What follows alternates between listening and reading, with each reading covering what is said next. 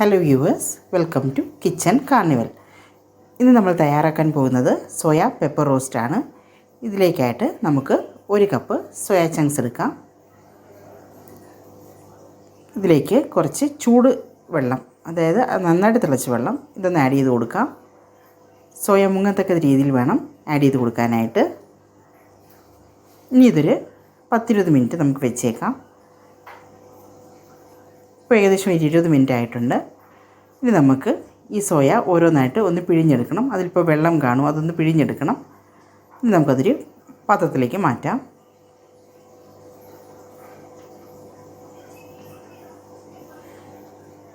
ഇപ്പോൾ മൊത്തം സോയയെ നമ്മളങ്ങനെ പിഴിഞ്ഞെടുത്തിട്ടുണ്ട്, വെള്ളം മൊത്തം പോയിട്ടുണ്ട്. ഇനി നമുക്കിതൊന്ന് രണ്ടായിട്ട് കട്ട് ചെയ്തുകൊണ്ട് എടുക്കാം. ഇതിപ്പോൾ ഞാൻ കട്ട് ചെയ്ത് വെച്ചതാണ്. ഇനിയിപ്പോൾ ഇതിലേക്ക് നമുക്ക് മസാലാസ് ഓരോന്നായിട്ട് ആഡ് ചെയ്യാം. ഇതിലേക്ക് 1 ടീസ്പൂൺ മുളക് പൊടി, 1/2 ടീസ്പൂൺ മഞ്ഞൾപ്പൊടി, 1 ടീസ്പൂൺ കുരുമുളക് പൊടി. കാരണം ഇത് കുരുമുളകിൻ്റെ റോസ്റ്റാണല്ലോ, അപ്പോൾ കുരുമുളക് പൊടി 1 ടീസ്പൂൺ തന്നെ ചേർക്കണം.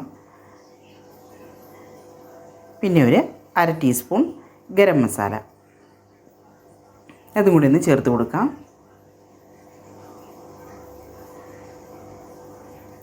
ഇനി ഇതിലേക്ക് ആവശ്യമായിട്ടുള്ള ഉപ്പും കൂടെ നമുക്കൊന്ന് ചേർത്ത് കൊടുക്കാം. ഇനി ഇത് നമുക്ക് നന്നായിട്ടൊന്ന് മിക്സ് ചെയ്ത് കൊടുക്കാം.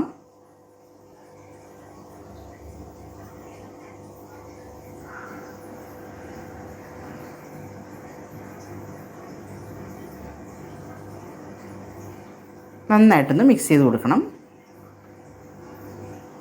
ഇതിപ്പോൾ നന്നായിട്ട് മിക്സ് ചെയ്ത് വെച്ചിട്ടുണ്ട്. ഇനി ഇതൊരു 10 മിനിറ്റേക്ക് മാറ്റി വയ്ക്കാം. ഇപ്പോൾ നന്നായിട്ട് മസാല പിടിച്ചിട്ടുണ്ട്. ഇനി നമുക്ക് ഒരു പാനിലേക്ക് അല്പം എണ്ണ ഒഴിച്ചു കൊടുക്കാം. സൺഫ്ലവർ ഓയിലാണ് ഞാനിവിടെ യൂസ് ചെയ്തിരിക്കുന്നത്. ഇനി നമുക്ക് സോയ ചങ്ക്സ് ചൂടാകുമ്പോൾ, എണ്ണ ചൂടാകുമ്പോൾ അതിലേക്ക് ഒന്ന് ഇട്ട് കൊടുക്കാം.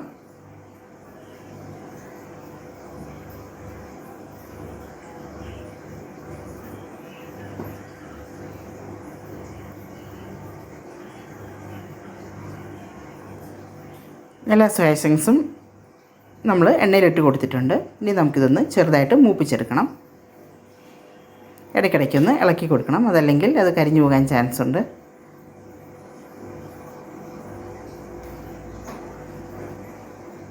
ഇതൊരു അത്യാവശ്യം ബ്രൗൺ നിറമാകുന്നവരെ നമുക്കിതൊന്ന് വഴറ്റി കൊടുക്കണം. ചെറുതായിട്ട് ബ്രൗൺ നിറമായി വരുന്നുണ്ട്.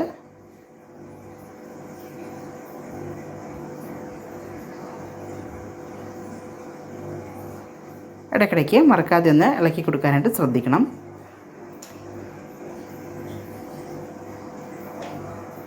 ഇതിപ്പോൾ ഏകദേശം ബ്രൗൺ നിറമായിട്ടുണ്ട്.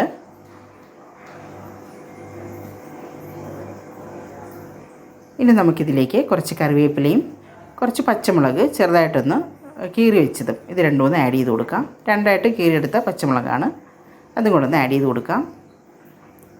അതിനുശേഷം അത് അധികം വഴറ്റണ്ട. ആ പച്ചമുളകിൻ്റെയും കറിവേപ്പിലയുടെയും നിറം വലുതായിട്ട് മാറാതെ ഒന്ന് ശ്രദ്ധിക്കണം. അതുകൊണ്ട് അധികമൊന്നും ഇനി വഴറ്റേണ്ട ആവശ്യമില്ല. ചെറുതായിട്ടൊന്ന് മിക്സ് ചെയ്ത് കൊടുത്താൽ മതി.